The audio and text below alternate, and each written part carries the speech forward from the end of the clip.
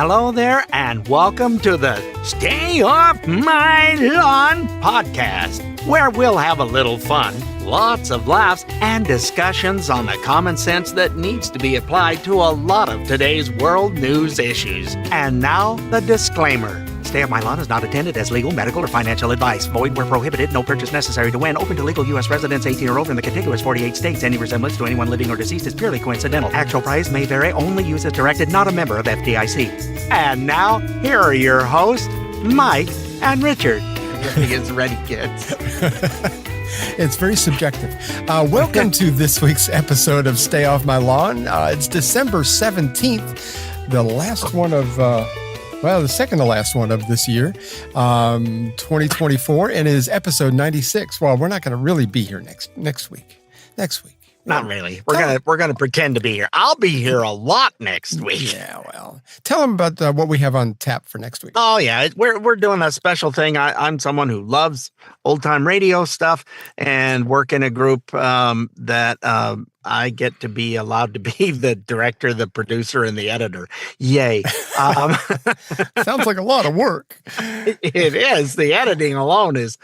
But anyhow, we had a wonderful production of A Christmas Carol from a radio script I found from 1938 that was the Campbell Playhouse featuring Orson Welles. I was able to cut 2 pages of just him going blah, blah, blah, blah, blah, blah. We don't need that. And then we made some other cuts, and it's just right at an hour long. I think it's 55 something. By the time we do intros, outros, it'll be about an hour long show. So it's A Christmas Carol. And yes, I get to play Scrooge. I was fortunate enough to have the part on stage about 10 years ago, back in my younger days. So anyway, it's like I am a cranky Scrooge who goes through the change. Through I don't think I have hot flashes. But I was just going to say, goes through the change. It doesn't sound right. Wait a minute. That didn't come out right. So we think you'll love it. There's 11 members in the cast. Several people have more than one part. I just am one cranky old Scrooge. Out about no Merry Christmas. Why, if I had my way, every idiot who goes about with Merry Christmas on his lips should be boiled in his own pudding and buried with a stake of holly through his heart. He should. Anyhow, that's my Scrooge. It's fantastic. Next week we'll have to play this disclaimer. Portions of the following program were pre-recorded. So we'll do that, and then wow, it was very fast too. It was. He's very quick. Wow. But we'll have an intro and outro. We'll record something for you, and I actually have the Linus explanation of Christmas too. So maybe we'll do that, and then we'll go right into the show. And I think you're going to love the show, man. You've had such great reviews. People have just loved it. All the different social medias, and one day we had something like 2,000 different views in one day on all the different social medias. Yeah, so it's gone over quite well, and lots of fun compliments. Folks that know me as a voiceover person, but that never seen any of my shows of the 40 that I've acted in, were like, wow, you were really good. Well, I've had a lot of practice. You do the accent so well. It's like you can pick it up and drop it and pick it up and drop it. And it's like, it's extremely good. So you're going to love it. I listened to it, and it just sounds like something that was produced, many, many years ago. And it was just so well done. You're going to love it. You're going to love it. So it puts you in the Christmas spirit anyway. If you don't watch that, if you don't listen to that, you need to watch Muppets Christmas Carol, because that to me, our friend Charmaine just saw that, and she went and saw a Broadway play of it, and it's like it's just what a great little movie that is. I love that thing. So. And it puts you in the Christmas spirit. So, little Michael. Yeah. And kind of like we did for Thanksgiving, it's not a time to be yabbering about politics and crap. It's Christmas, and it's the Lord's birthday. And you know what? Let's just do that. And we'll just leave you with some entertainment and move on. And then probably for New Year's Eve, we'll have a show that both Mike and I were in, another radio Sure, show that I sure. got to direct. That was the best Christmas ever. It was My Friend Irma from 1950, a little closer than 1938. A little.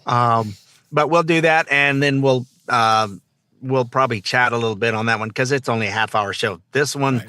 This was the longest, biggest cast I've ever put together, all done Zoom, and you've got all these things going on and trying to make sure that somebody is doing this, and everybody just did such a good job. And we complain about Zoom a lot, but it's like it really wasn't a lot of crosstalk. You know, a lot of times when two people talk, it just cancels everything out and you get dead air. But it really didn't happen on this. Everybody had their timing just perfect. You're going to love it. You're going to love it. Well, there's someone who did a lot of editing, made the timing perfect. If it was, I mean, we had people from literally all over the world, from London, international cast, if you will, even if you include the Canadians. I think that is considered international. Yes. Is it? I guess so. And and it is when you send something up there. Holy crap! It costs a fortune to send something to Canada. And we had somebody in all 4 time zones in America, so people were all over the place, and Zoom treated us quite well. That's awesome. That's awesome. It ended up being 55 minutes and 21 seconds. So it's you're looking at I know it was 55 something and change. But it turned out fantastic. You're gonna love it. As a matter of fact, I just finished recording a Christmas show for a friend of mine's online radio station called Deep Grooves Radio. It's about an hour and 40 minutes long, but it's songs by artists, Christmas songs by artists that you wouldn't expect to have Christmas songs. People like Tom Petty, people like James Brown. I mean, stuff that, a lot of it's not necessarily new. Carly Simon, things like that you may not just correlate with Christmas songs. But yeah, and just like you, right at the end, I said, put your phone down, hug your family, eat too much, and leave the politics for another day. That was kind of my advice at the end of the show. But it's Christmas. You need to leave it alone. And this is the time, like Richard said, that we celebrate the birth of the greatest gift given to mankind. So let's keep perspective and keep the main thing. So, and then come the first of the year, boy, we're only going to be, let's see, if we're 90. Did we even introduce the start of the show? 98. Yeah, I think I said on episode 96. I don't remember. It was too far back. I don't remember that far. Yeah, 100 should be January 7th, I think. Let's see. Next week will be 97. New Year's Eve will be 98. And so in January, we'll hit our 100th show. It makes me just hear the number. We ought to reach out to the handful of friends that do the Thanksgiving thing for us and let them say something, But then again, I don't want to. I'm too proud to beg. I just don't. I'm afraid somebody will go. Podcast? What? You're still doing a podcast? Are you still doing that? Oh, I didn't know that.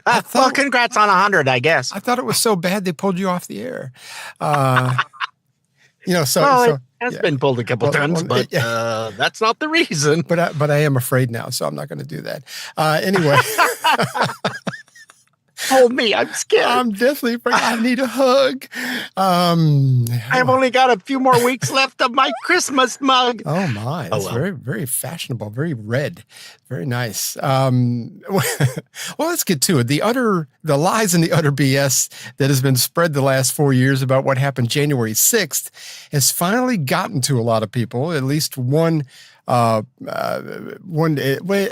least at one point, it was referred to them. These people have referred to themselves as liberal. I'm going to get it out here in a minute. Stephen Smith, I don't know if you know him. He was an ESPN reporter. He's got a podcast now that he focuses a lot on politics. But he is actually, it's the new woke. This is what he had to say on the January 6th stuff. The news comes amidst a bombshell report from the Justice Department that revealed the FBI had at least 26 confidential informants on the ground when the Capitol was stormed on January 6, 2021. The report says most of the informants engaged in illegal activity during the chaos. The Justice Department says only 3 of its 26 informants present had been instructed to observe potential domestic terrorist suspects on the day of the riot. The rest of the 23 appear to have gone to the Capitol on their own accord. Upon hearing news of the report, Vice President-elect J.D. Vance posted the following on X, quote, For those keeping score at home, this was labeled a dangerous conspiracy theory months ago, end quote. Didn't hear anything about that for the election. Didn't hear anything about that when the quote unquote insurrection was broached by Vice President Kamala Harris as the Democratic nominee. The belief that Donald Trump was a danger to democracy and using this as a profound, illuminating bullet point to make that case. And now here we are yet again finding even more evidence to Donald Trump's claims when he articulated that process is rigged. My big issue is that I'm really, really sick and tired of every time I turn around finding something else that the Democrats have lied about or downplayed or misrepresented along the way. I mean, I see Republicans like Megyn Kelly or Officer Tatum or Candace Owens or, you know, the Sean Hannitys of the world. You know what I'm getting tired of? You know what I'm getting to the Democratic Party? You know what I'm getting really pissed off about? I'm getting really ticked off at every time they open their mouth about something pertaining to y'all, they seem right. Well, there you go. There you go. I mean, he just kept going, ramming speed. I'm kidding. I love that. I watched that twice. It was just hilarious to how he just started telling you about stuff, and then he was just starting to get more irritated and just kept not. But you know, I mean, a lot of these journos have been red pilled. I mean, they're starting to see that there's something to the common sense is that the right is trying to spew on this whole thing, especially the January 6th thing.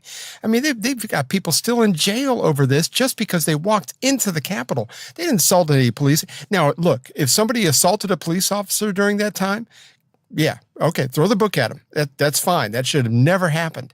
But the vast majority of people, there were people arrested just because their cell phone pinged on a tower in close proximity to the Capitol. They went and got them. I mean, they weren't even. It's incredible. But you know, they could do that, but not the illegals that were coming over the border in hordes that had, shall we say, less than good reputations. Exactly. They clearly broke the law just by coming in here. Yeah, but no, yeah. So you know what? I don't like my taxes being wasted, but if ever one of those people get a very nice payday from the government, my taxes went to a good cause because they were done wrong, period. Right. And, you know, Stephen actually went on to sum up the Democrat strategy. This is a shorter clip, I promise. There you go. To make the case that the right had a monopoly on insidious, evil tendencies, corrupt tendencies, duplicitous, hypocritical, untruthful tendencies. And every time they made those accusations, we turn around and find out that at least some of them are guilty of the same shit. I don't know about y'all, but I'm sick of all of it. I'm sick of all of it. They've actually made Donald Trump look like he was right instead of them. And he was. But this is a form of liberal is what gets me. It just blows my mind. I really, really love that people are waking up. It's the new woke. I think we said that in the promo. Well, and there's still some of them that are pushing the old ways. An individual that you and I both know that lives in Portland was still pushing this blue narrative of stuff that get over it. It's you know, why do you want to go through life being pissed off all the time and being just mad and hating everybody that's on the other side? You know, I suppose in Portland you don't have as far to go. But a lot of America has woke up and went, it's little tiny pockets of blue is all that's left of the educated.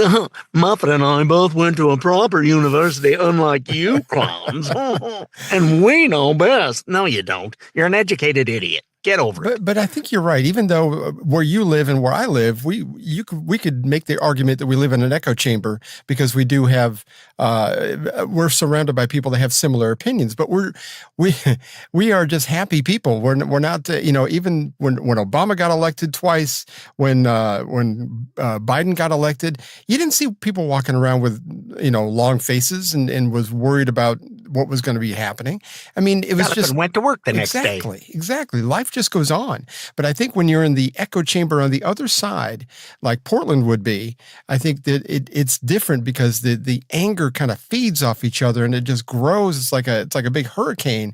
The more wind that gets blown, the hot air, put it that way, then it just it perpetuates that. We know about hot air, folks. Yes, We're experts on that. Or episode 96 of Hot Air, that's for sure. So I've got a little bit more about how the government feeds us a lot of BS. But we're up against a break. We'll take care of that when we come back. So hang in there. I'm Charmaine Davies, and every week my guilty pleasure is tuning in to the podcast Stay Off My Lawn. It's funny, it's informative, and the guys that present it are just fabulous. So make sure you tune in every week to Stay Off My Lawn and make it your guilty pleasure too. They are our love bugs and companions. They are our pets, our family, and they make life better. When we face unexpected challenges, so do our pets. That's why we're on a mission to support people and their pets. Whether donating a bag of kibble, sharing an Instagram post of a lost cat, or welcoming a foster pet into your home, every bit of kindness counts. Visit petsandpeopletogether.org to learn how to be a helper in your community. Brought to you by Maddie's Fund, the Humane Society of the United States, and the Ad Council.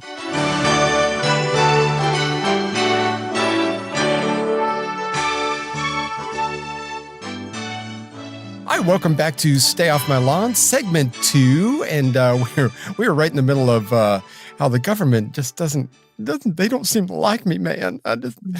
What? I don't feel they don't like you, and they don't tell you the truth. No. If they love me, they would hug me and tell me the real deal. But the bigger the government, the better it'll be for us, right? That is the case, I think. Yes. I got a hairball on that one. We couldn't even get that one out. Anyway, the government does like to feed us, to use their words, misinformation. They're feeding us something, all right. Yes, that's what it is. It does smell a little bit like a barn, but anyway, it smells closer to a barnyard. Anyway, well, let's look at the drones. A lot of people are seeing these drones, and there's videos, but according to the Biden regime, just a couple of weeks ago, I heard John Kirby say, yeah, there's no credible evidence. So, of course, they're kind of like caving a little bit on that now, that they are real, but yeah, everybody's seeing it's a misinterpretation of what they're seeing. But yeah, what you saw, you didn't really see. Yeah, what? What? You can't trust your eyes. You're just these low life. If the government doesn't know anything about it, somebody's showing where one of them, where some guy shot one down. It landed in an empty parking lot of a mall. Probably the mall doesn't even exist anymore. Yeah. But it made a big ass dent in the pavement, and within less than 5 minutes of it hitting the ground, FBI was there, and really? It was gone. Wow. Oh yeah. Funny, they don't know anything about it. How they get there so quick? They know stuff, man. But they've been doing this. I think we said last week they've been doing this since JFK got shot. At the very least, it's like there's still classified information to that, even though everybody associated with that whole thing is dead by now. I don't understand why they feel like they have to keep certain things from us. I suppose certain things may cause some kind of chaos, but not the amount of stuff that they've been talking about. But everybody, at least on the right, or everybody who at least has common sense in their brain, has been questioning what the government has been telling us for at least since the beginning of COVID. And Trace Gallagher actually talks about why the feds have lost all their credibility and to thinking people. And this is his report. Well, the Fox News and Common Sense Department is convinced the Biden administration never gets tired of giving Americans phony assurances. During COVID, they assured us that 6 feet of separation was science. As American cities were overrun with illegal immigrants, they assured us the border was secure. As we fell on hard times, they assured us inflation was transitory. They assured us Biden was healthy, student debt would be forgiven, and when a Chinese spy balloon crossed the country unchallenged, they assured us the balloon was unable to gather sensitive intelligence. Now, as hundreds of people in 8 states report seeing a legion of large drones flying above their towns, the Biden administration is assuring us that, quote, we know of no threat or nefarious activity. Homeland Security Director Alejandro, the border is secure, Mayorkas says, quote, we have a case of mistaken identity. He says Americans are not seeing drones. No. They could be seeing small aircraft. So are all those eyes in all those states seeing nothing but flying figments? It's interesting because today a Navy weapons station in New Jersey says drones entered their airspace. Look, common sense doesn't know the truth, and the odds of the drones being phony are unclear, but the odds of the assurances being phony are unquestionable. Yeah, they lost all their credibility. I don't believe a thing they have to say. When you got somebody that's trying to tell you what you just saw, you didn't really see. Okay, where's my little flash, my little white light with the little pin so that it actually goes away? Exactly. It hasn't gone away, people. It's in this day and age of cameras everywhere. And you got some of this stuff has been recorded from ring doorbell. I mean, it's like, give me a break. You can't tell me, it doesn't exist. They're still trying to do things the way they did in the 60s, 70s, and 80s for the most part, where they could tell you stuff. And it's like, you really had to do some digging to find out. Now, no, it's, hey, they lied to me again. Oh, and again. Yeah, because there's sound bites now. You're right. The existence of the internet trumps anything that, back, like you said, back in the day, J. Edgar Hoover put out an edict, and that was just, everybody fell in line. But now it's like, not so much. It ain't working some more, people. This ain't this here ain't the thing you can be doing no more, because even us who ain't been to college, we're not educated ignorants. We can go out and find it. And we know what drones are. I own a drone. I mean, come on. But some of these drones are like the size of a minivan. So it's like, this is not something that you can. It's a little big. It's a little big. And there's been photos of them spraying stuff. So what are you trying to kill us with from the air now? It's got to be mRNA stuff. It's just got to be. I don't know what else it could be. Anyway. Well, they've been not just on the East Coast, but Arizona's been having an issue with them as well. I hadn't seen that. I had not seen that. 8 states, though. I didn't know it had spread that far. Yeah. I think good old Uncle Joe is mad. First of all, if you watch the media, he remembers enough to be mad about something. Well, maybe not. I don't know. He seems upset. According to social media, congressional talking points lately, seems that Donald Trump is already president. I mean, you think about this. He's actually had more press conferences and media encounters since the election than Joe or Kamala have had all year. It seems like everybody's looking to him. You got Bezos and Zuckerberg all going down to Mar-a-Lago. You got the Morning Joe co-hosts going down to Mar-a-Lago. You've got Macron, and come on over to France. We've got a celebration. Come on over. The butt kissing and ring kissing has already begun because they know what's coming, I guess. But he's not being president. President Trump's president-elect. Trump, let me say it properly, is not even president yet, and he's doing more than the quote-unquote existing president. Absolutely. Has done in 4 years. But I think he's mad because the Democratic nomination was stripped from him. I don't even think they, from what I understand from the paper that they put out on X, saying that he was going to bow out of the election. That actually happened before they told him he bowed out of the election. So I understand why he would be upset about that. As much cognitive ability that he has, he's probably not happy. But he pardoned or commuted the sentences of 1,500 people in one day. And I think you said there was a total of. Yeah, I saw the totals of all the different presidents so far, and he's up to over 8,000 pardons. By far, the more only than one anybody. closest to him is his favorite ally and compadre Obama. Obama was at 1930 something. And believe it or not, the two lowest ones, there are two below Trump, is the third lowest in the last 10 presidents. Bush Jr. only had 77. Wow, these numbers are scary. They're coming in my head. I can see the picture. Awesome.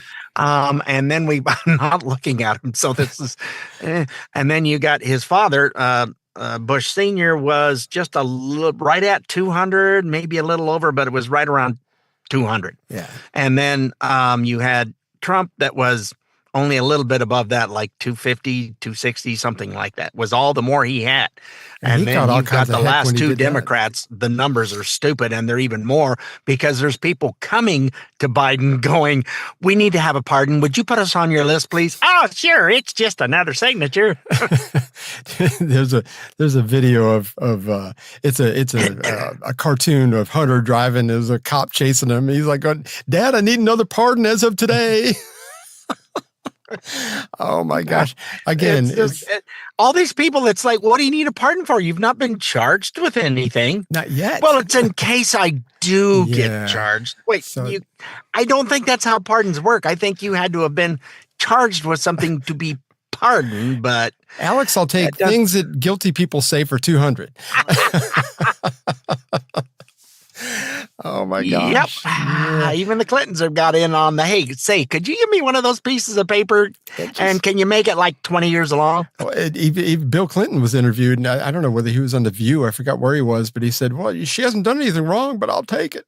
She hadn't done anything, but I mean, might as well. I'm not going to turn it down. She's been fine.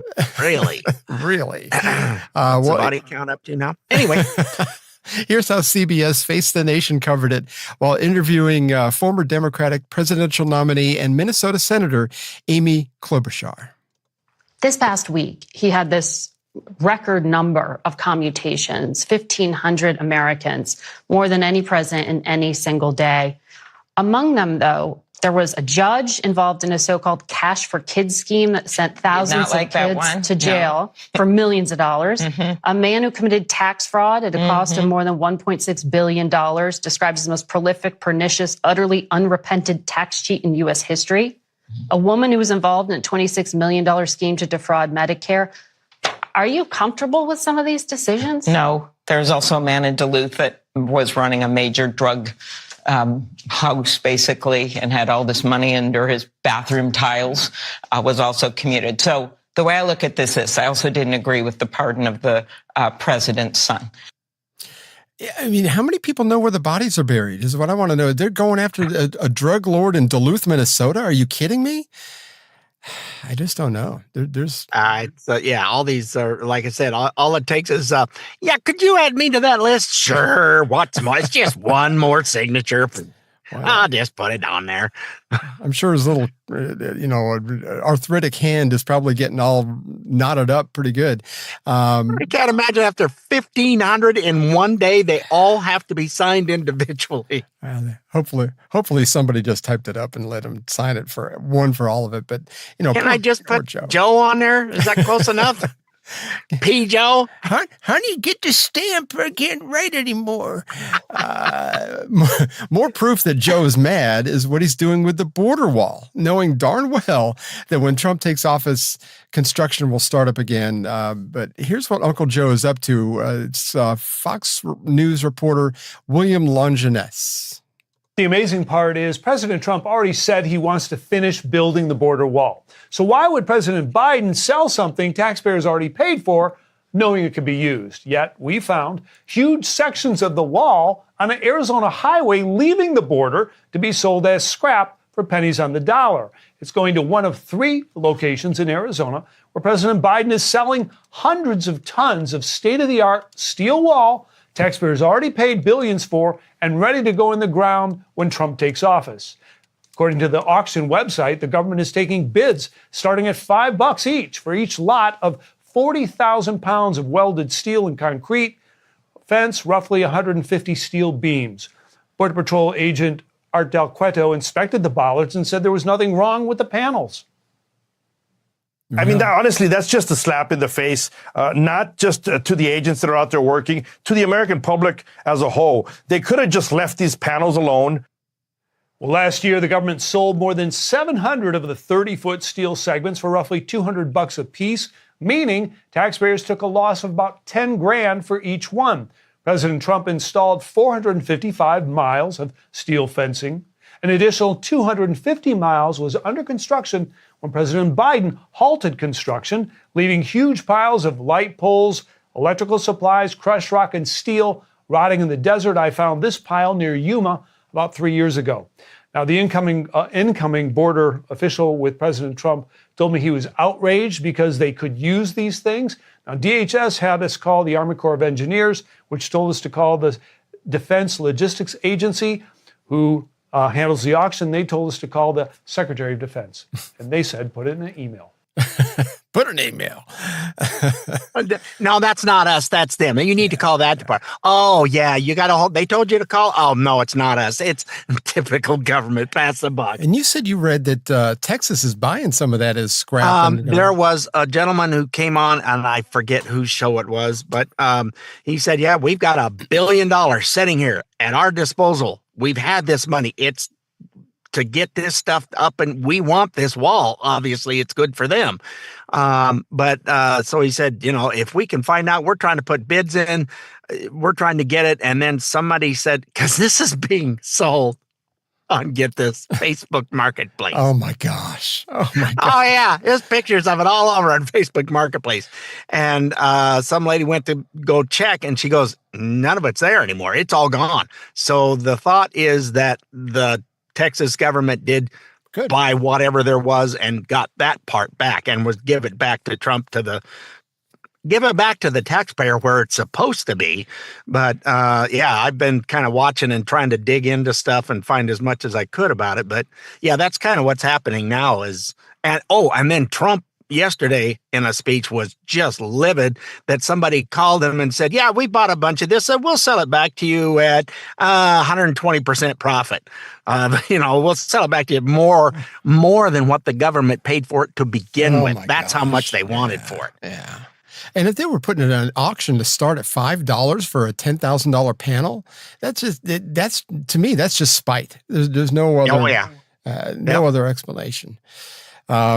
So anyway, we are actually up against a break at the moment. So why don't we come back and we will talk a little bit more about Uncle Joe being so mad and being spiteful, and so we'll cover that. So hang in there. We'll be right back.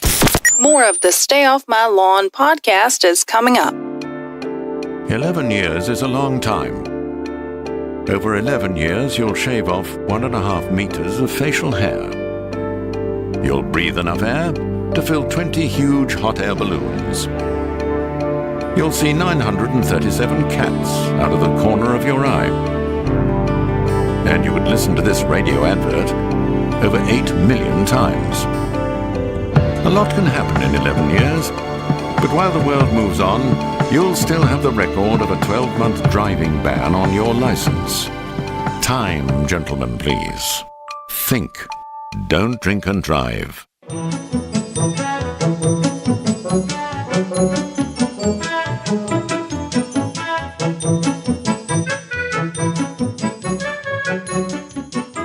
Welcome back to Stay Off My Lawn. Segment 3. We have gotten nowhere near done what we wanted to get done. Have you met us yet, folks? Sometimes we go on about stuff. It's a little distracting how distracted we are.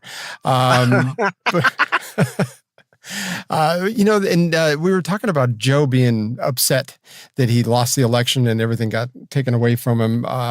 And that now that Joe's leaving office and the power has kind of switched sides in both houses of Congress, which we had the House of Representatives anyway, but or shall I say his family or handlers are worried about what might be coming next. I don't know if Joe worries about much at all, except for maybe where the next chocolate chip ice cream cone is coming from. But this report here came from, I think it was 2 weeks ago, might be 3. But if this investigation from Congress has any teeth, this could really get ugly for the Biden crime family.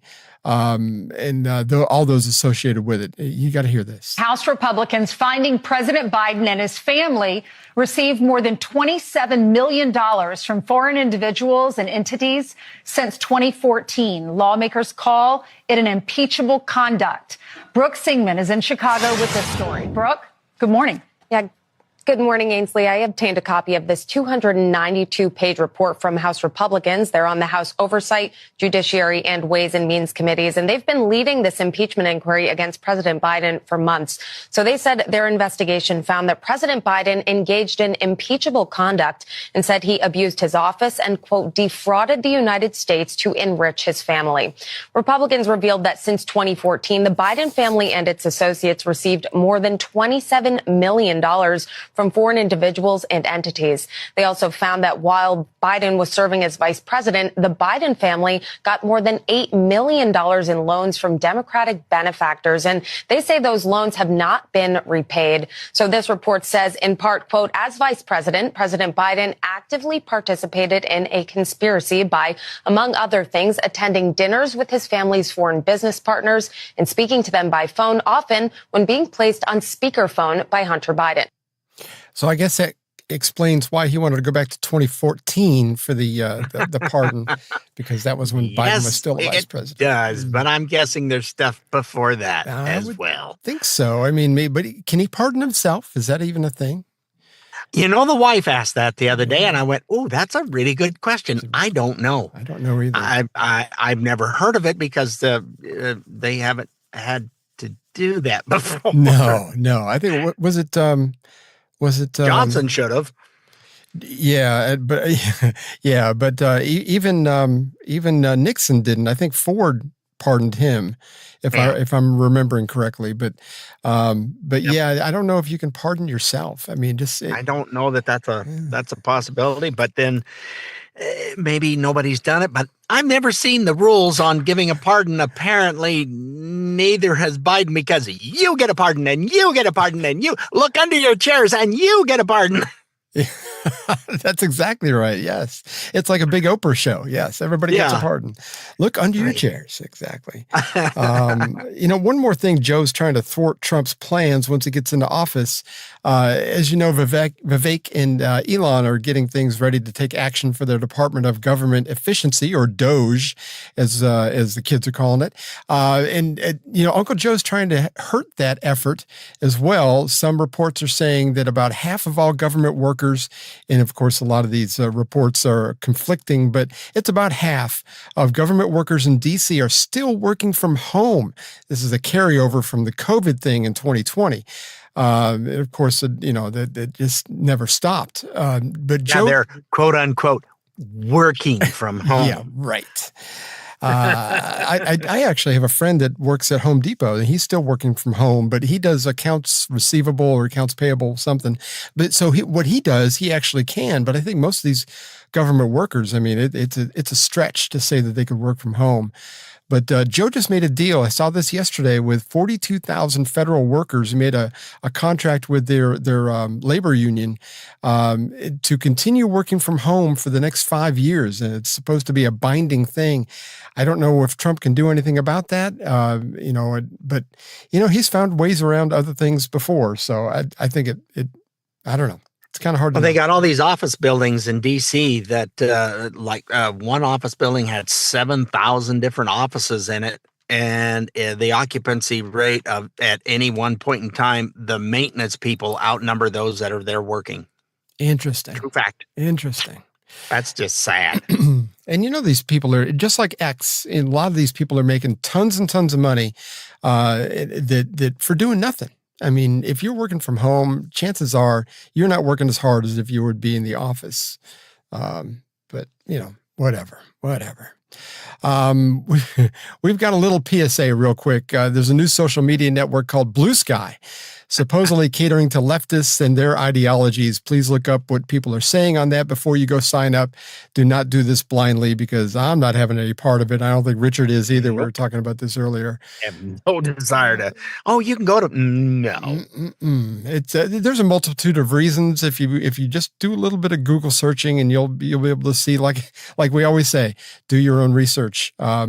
But Joe Rogan was talking about this supposed migration of the progressive Democrats from Twitter to Bluesky, and he's not buying it either. People keep saying, I keep seeing this where people that go over to Bluesky, they keep saying, what Elon's done is highlight right-wing voices and accentuate right-wing, and Twitter is overrun by right-wing now. No, this is actually representative of the real country, which is 50-50. This is what you never had before because conservative voices were always censored. Always. So now conservative voices and progressive voices coexist. And the progressive voices who are the babies don't like it because now they have people that think completely different than them and they can't stop them. They're used to silence them. Right. You used to not be able to say anything about certain things. You would get kicked off. And now you could fully express yourself. Sure. And you're finding out there's people you agree with. There's people you disagree with. That is the world. The world is not some fucked up echo chamber where if you say, to a man is never a woman, you get banned for life. That happened to my friend Megan Murphy. She got banned for life because she said a man is never a woman, which is biologically true. But they were like, no, that's transphobic. For life. For life. For life. Forever. Bye. So they don't want any narrative contrary to what they have accepted as doctrine. And that's what's so fucked up. I like the way you put that Valley Girl in. No, it's transphobic. Don't do it. You're totally wrong and we're right. No, you're not. And that's why the country said, we've had enough of this woke garbage. Yep. And there was only, what was it, 82% of all counties voted red? Yeah. 82% of all counties. That puts you in a blue minority. Absolutely. And I don't think there's enough blue people going to Bluesky that want to hear nothing but hatred all time when you're on there, which is what I've heard. Somebody that went to it said, oh, I thought this would be good. It's just blatant hate all the time. I don't know if you signed up for Truth Social, but I've got a profile on there, and I listen. I go to it once in a while. So. But I mean, there's no hatred. I mean, it's all the I guess what the mainstream media would call alternate news. But I haven't found anything that has been way off or anybody going, man, the Earth is flat. I mean, I haven't seen any of that. So, I mean, whatever. I like that 4 years ago, Joe Rogan would have told you he's a progressive liberal. And today, you would paint him easily as a right-wing guy. And I think he voted for Biden in 2020. So, I mean, Joe has woken up. And later on in the show, we're going to have something from Van Jones. Sounds like he's waking up. Stephen Smith, we had at the beginning of the show, he's waking up. A lot of these left-wing journalists, I mean, they're starting to wake up. They're going, oh, wait, all this stuff that we kept saying was conspiracy theory. They're all actual truths. And they didn't, because nobody wanted to dig into it. This is not our narrative. This is not what we want. Right. We're going to save this. Trump is just a horrible human being. Yet you've got Judge Brown out there. He was the one that was telling the story, by the way, of the black individual years ago that went to him and, he got the loan and they settled on an agreement. You need to pay it back all at once. I don't want payments. You bring me a single check and it'll be done. He goes, asked him how the business is going. He goes, it's going really good. We're hoping to expand again this year. And he goes, oh, that's great. Ripped the check up and said, now go out there and prove me right that you're going to do a great job. Absolutely. That's it. And he did that to more than one person. I've seen several interviews with Judge Joe Brown, and he is unafraid. He doesn't care. But he is definitely a pro-Trump guy. I think that, for being in the media like that and to have, I don't know, I don't think he has a show anymore, but, he's still kind of, everybody knows who that is. I mean, and he doesn't care. He doesn't care. Yep. He cares about the truth, like you and I. Yep. So if Trump was a bad guy and I heard bad stories about him, we'd report on that too. But I haven't really heard much about any of that. So anyway, people are freaking. Speaking of Trump, oh, look at that. It's like we know what we're doing. Right in. It's really it's kind of cool. People are freaking out over Trump's winning the Time Magazine's Person of the Year for the second time. Joy Reid from MSNBC, which is known for not being joyful. She said something disparaging about. I know it's hard to believe, but you got to believe me. Well, actually, you don't have to believe me. Here she is saying it. And let's remember who else has been given this title in years past in the same category: Adolf Hitler, Joseph Stalin, Ayatollah Khomeini, and Vladimir Putin. In fact, Stalin won the distinction twice, just like Trump. Stalin. Yay! Let's compare They're him to buddies. Yeah, let's compare him to Hitler and Stalin and everything. But, let's put it in a little bit of different perspective. Maybe a fact or two they left out. Yeah, like Barack has won it twice. Bill Clinton's won it twice. What? Obama won it twice? Yes, he did. Mikhail Gorbachev won it twice. Of course, he's supposedly a good guy. Joe Biden and Kamala Harris, Bernie Sanders, Pope John Paul, Pope Francis. They've all been named Times Person of the Year.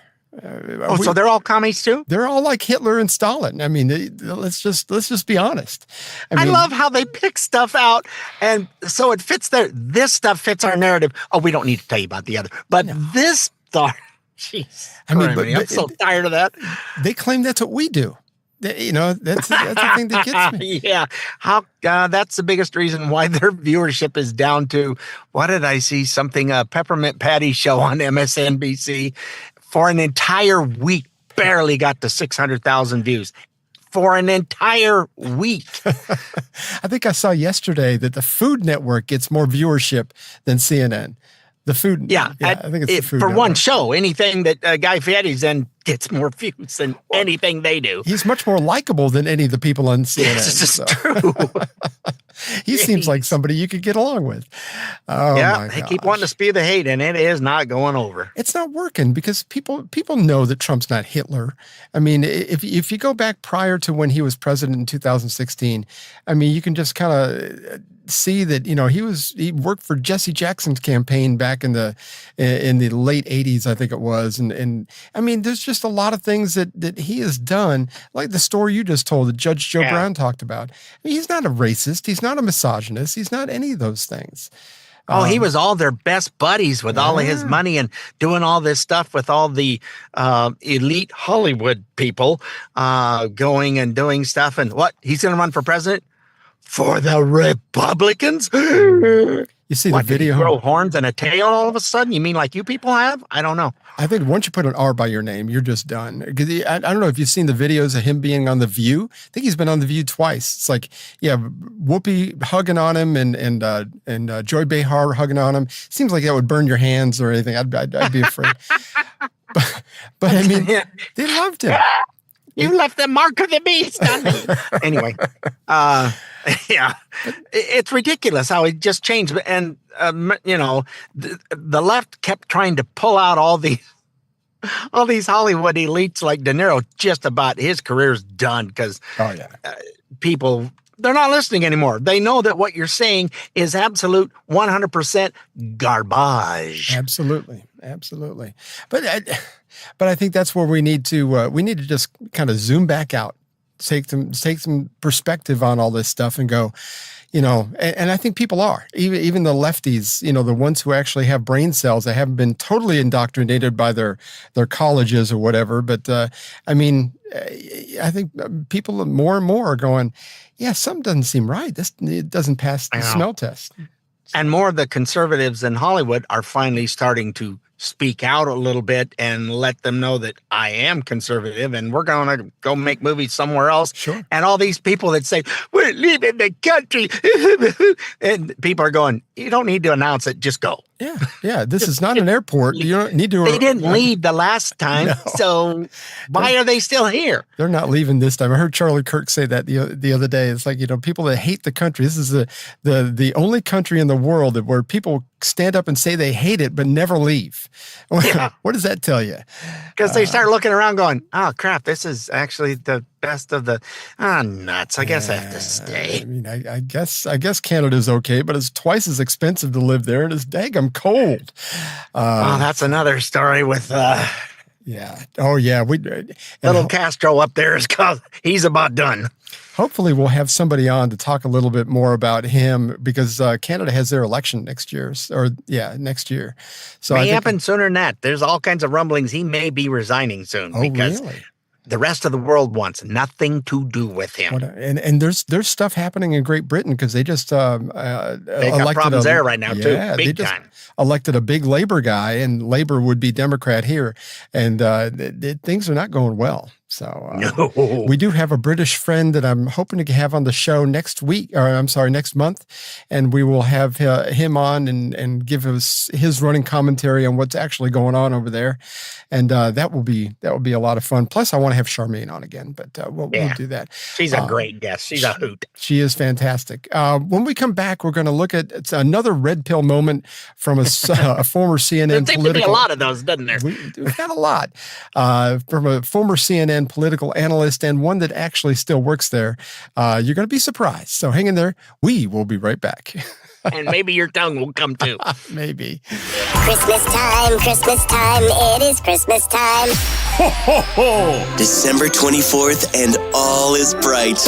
Yeah, because you're lit up like the Christmas tree. Ready to party! Merry Christmas. Merry Christmas.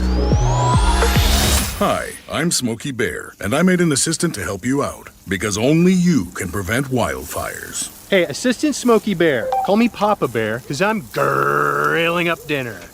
Do you get it? Yes, good job. So, what should I do with all these coals? Don't just toss them out. Put them in a metal container because those embers can start a wildfire. I understand. The stakes are high. Ha, ha, ha, ha. Learn more at SmokeyBear.com. Brought to you by the U.S. Forest Service, your state forester, and the Ad Council.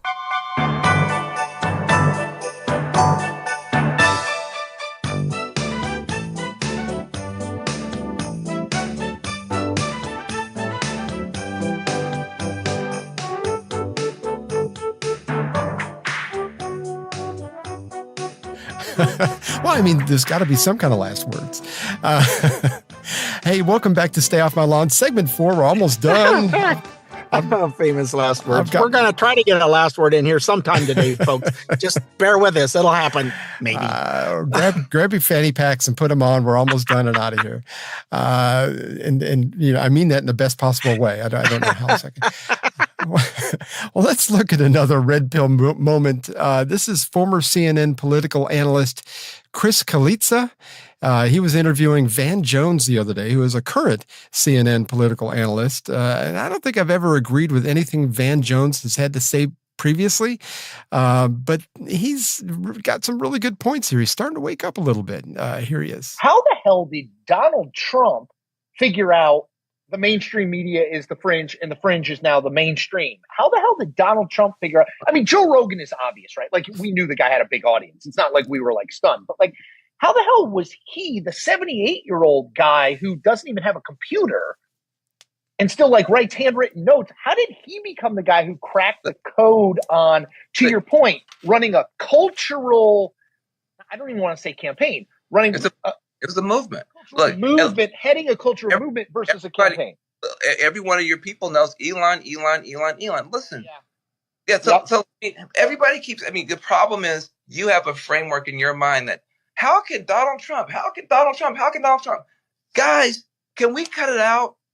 Donald Trump is not an idiot. Donald Trump, let me just be very clear.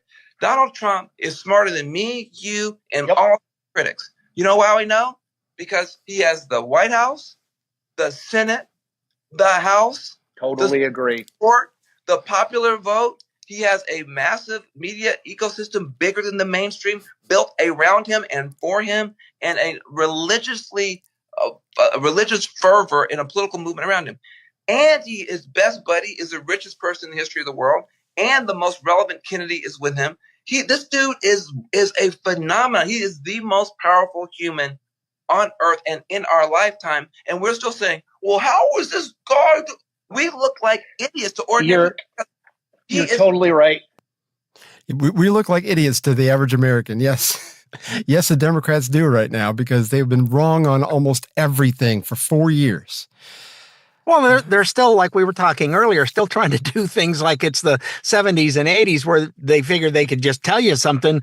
And, well, it took forever to have to dig and find and go through newspapers and stuff to see where the heck is the real story at. Now, you just, if we only had a device we could look stuff up on in our hand.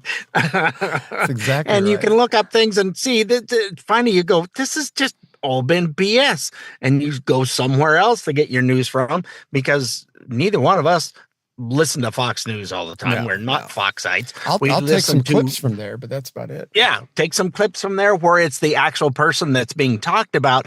It's coming out of their mouth and not what somebody else said they said, because that doesn't work. Because I've seen that before on both MSN I got to where I try to look at the other side to see what they're doing. I just couldn't stomach it anymore. And if you go into the chats on a particular article on MSN right now, still, these people are they're still talking like the election hasn't happened. They're still saying the same stupid talking points that their liberal news media, MSN, CNN, kept spewing. Nobody's watching anymore. Nobody's listening to it, but they don't know any better because they won't go look somewhere else. Exactly. They're caught up in this whole coastal left coast, right coast type thing. New York City, Philadelphia, Baltimore, and then you got LA and San Francisco and Portland. They're all stuck in that echo chamber, like we were talking about earlier, where it's like they feel like everybody in the country feels this way because everybody they know feels that way. And they're stuck. The rest of the country don't. When you look at the map, it is a giant ball of red. It sure is. Including California. And Gavin Newsom, old greasy Gavin, has been trying to do stuff, and he's always just put a proposal to the legislature. It would get stamped and done. He's losing. Like the last three things he's tried to do ain't happening no more. People have said, no, we're leaving. They're about to lose 10, what did I hear? Upwards of 5 to 10 seats or something in Congress because their population has reduced that much. People are just leaving and they don't have the tax base anymore. They've run them all off. And you got to be rich to live out there. I mean, I can't, we live in a very cheap state. I live in a very cheap state compared to a lot of places on the East Coast. And it's like, I don't understand how people can pay for an average house $12,000, $15,000 a year in property taxes, but that's what they do in Southern California. I mean, for an average mid-sized house, I pay $1,578 a year. I don't understand how these people do it. Of course, there's nothing fancy, but there's a lot of people in California. You see all these Beverly Hills mansions and everything. That's not the average Californian. There are a lot of middle-class people out there, and they're getting fed up. And like you said, they're moving to Arizona, they're moving to Texas, they're moving to Florida. I think it's Gavin Newsom's father-in-law. Let me tell you, they're screwing up our housing market here. And I've owned my property for 18 and a half years. So it's still what I pay for taxes, signed up. Yeah, I'm an old guy, get some benefits. Yep. I'm not even paying $1,000 a year. Wow. And they're paying $1,000 a month. Can you imagine? No, I can't. And I've got 3.5 acres. Ain't much of a house on it, but I got 3.5 acres out here. That would be ungodly how much you would have to pay for that in California. My PITI mortgage, principal, interest, taxes, and insurance is just $1,000. I mean, that takes care of everything. So I don't understand. I'm barely over 9. See that, but that's average. That's but how you can't buy it for that. No, not anymore. Not anymore. You can't. Not with how bad they've come in and ruined the housing market, because they've ruined it because it's supply and demand, and you've got more people moving in at 80,000 in 1 year. Yeah, there ain't enough houses to cover all those people. No, you're right. I don't. It just something's got to give, and I don't know if Trump can fix that. I got faith in him, but I mean, he can't do everything. He's just a mortal human being, but he is surrounding himself with good people. So maybe there's some hope. But it's not that he's not going to try either. Right. The last time he was president, he said, I'm going to do this. I'm going to build the wall. And there was a lot of, yeah, right. You're going to build holy crap. He built a wall. Yeah. And got things through. And what he said, which is unusual for politicians.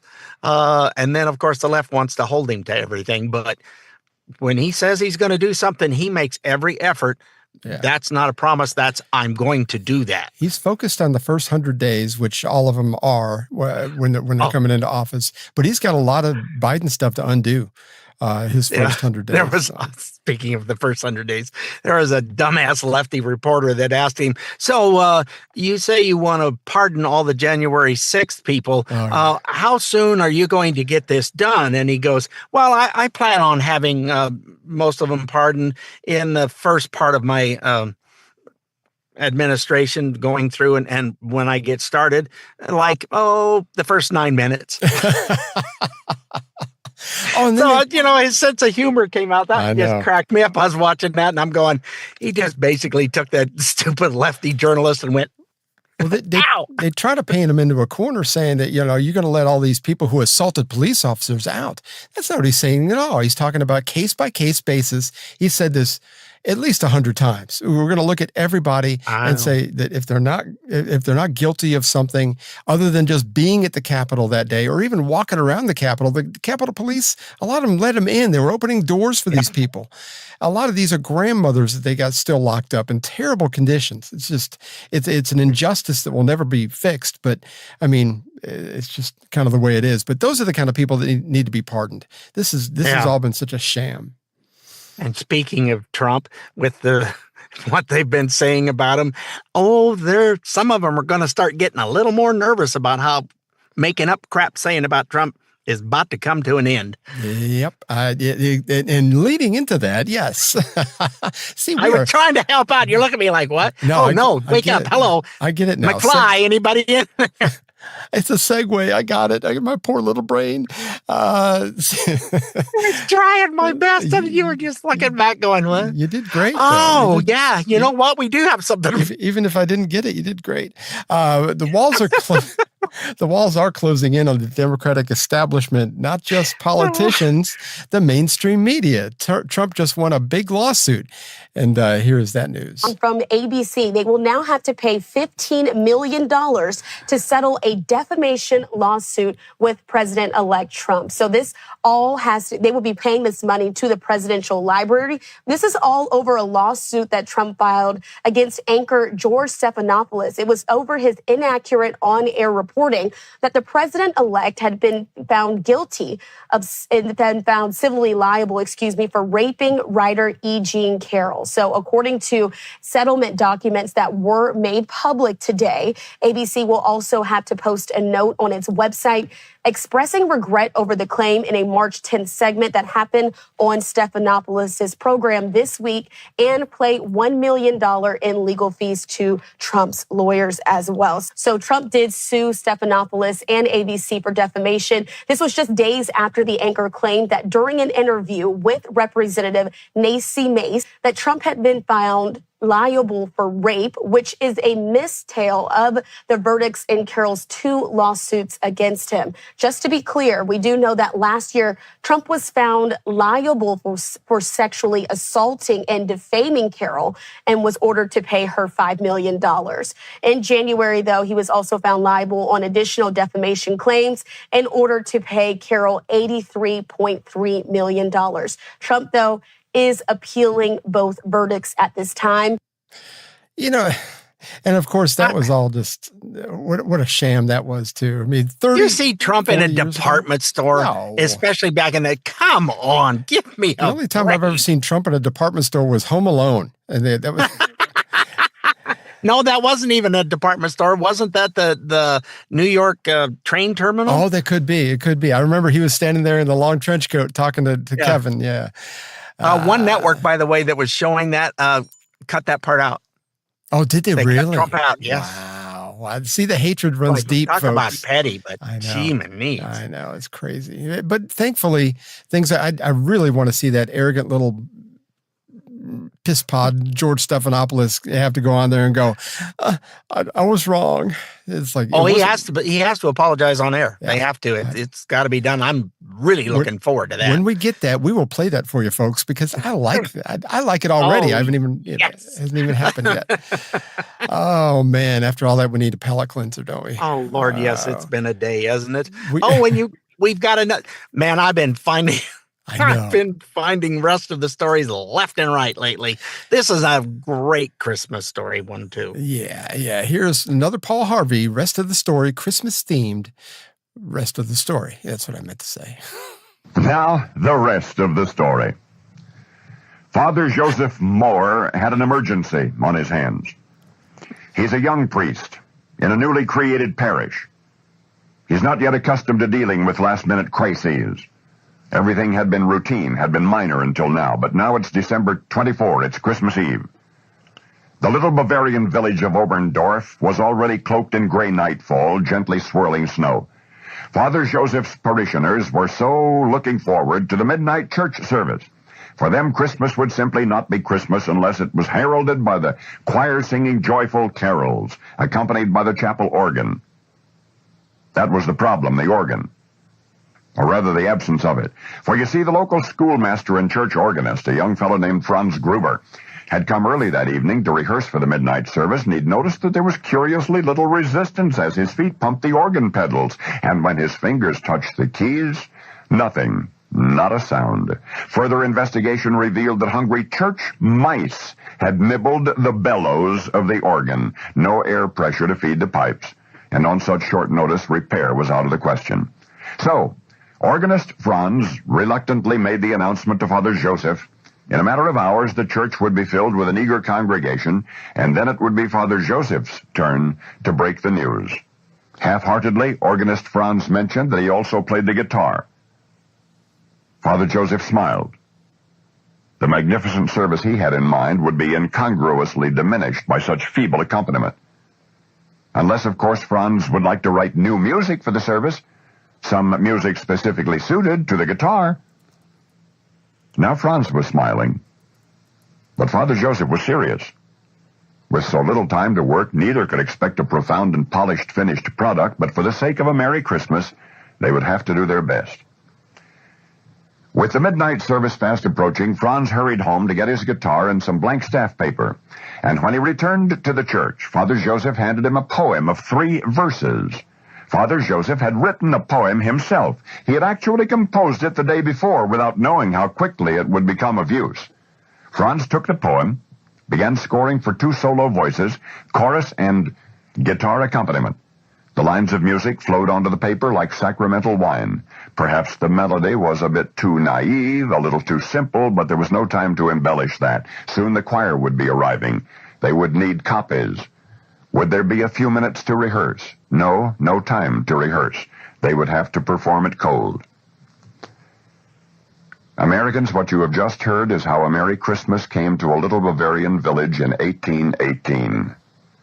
Franz and Father Joseph sang, accompanied by Franz's guitar and the chapel choir, and against a flickering counterpoint of quiet and candlelight, the Oberndorf parish listened in awe. Because hungry mice had hushed the church organ, the music for their midnight service had been a rush job, and yet the spontaneous creation of Franz Gruber, inspired by the simple poetry of Father Joseph Moore, unleashed a power born of stillness, a music reflecting majesty. For the unsophisticated little Christmas song they wrote remained unrevised and is each year at Christmas time rediscovered and celebrated throughout the entire world. Silent Night. Now you know the rest of the story.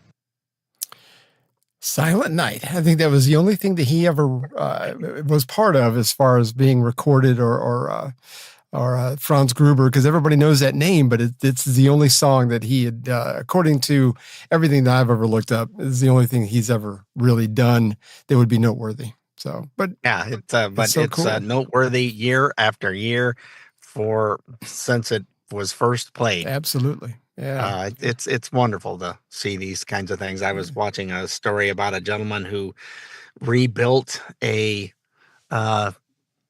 organ with pipes and stuff, and it's in an old grocery store and he got it all put together and 30 years ago, just invites people in to sing along with the pipe organ, and it's stuffed full during the holidays. People come from states around. It's in South Dakota, Nolan, a town of 2. And that's it. And the store doesn't sell anything, hasn't since 62, but people come in and when he's done playing all the different stuff and some other people show up with instruments, it's these kinds of traditions. That's the stuff that just doesn't happen anymore. Right. It's community. And that's kind of neat that it does. It does. Yeah. But I think in middle America, what they would call the elites on the coasts and everything, we would call that flyover country. But I think we do have that kind of community. I mean, we've got some great neighbors that we talk to, and I don't think that really happens in these big cities. People don't know their neighbors, and they don't. They just don't have that kind of interaction with people. And I think it is refreshing. You're absolutely right. Yep. So anyway, we hope you were somewhat informed and had fun like we did. Don't forget you can find us on iTunes, Spotify, iHeart, Amazon Smart Speaker, Rumble, sometimes YouTube, or wherever you get your podcasts.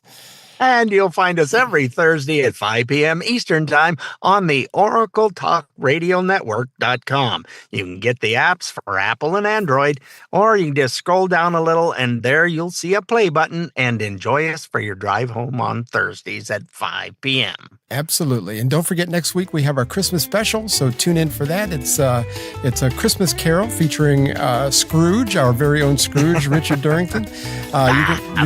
You're going to love it. You're going to love it. I've already listened to most of it twice already. So hang in there for that, and we will see you next week, folks. Toodles, thanks so much for listening. Well, we had fun and hope you did too. The opinions heard here today are not those of anyone other than Mike and Richard. If it made you laugh or go, or even, then we've done our job. Sort of. Mostly anyway. And if we made you think about things in a common sense manner, we welcome you to the club. And if it didn't, then just stay off my lawn. See you next time.